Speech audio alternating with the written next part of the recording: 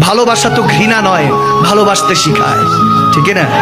হে প্রিয়, দুনিয়ার ভয় থাকলে স্বপ্নে দেখা কর, মাঝে মাঝে শব্দ হয়ে গল্পে দেখা কর। ফুলের সাথে সুগন্ধি খুব জরুরি, মাঝে মাঝে সুগন্ধি হয়ে গোলাপ হয়ে দেখা কর। ভালোবাসুন, ভালোবাসতে শিখুন। ভালোবেসেই তো রাহমাতুল লিল আলামিন বিশ্বটা জয় করেছেন।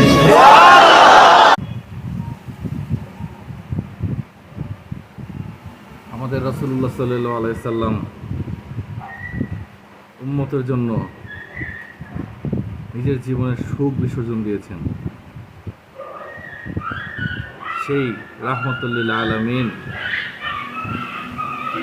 মানুষকে, তার উম্মতদেরকে কী পরিমাণে যে ভালোবাসতেন, সেটা আমাদের মতো গুনাহগার উম্মতরা কখনোই ভাবতে পারবে না, চিন্তাও করতে পারবে না।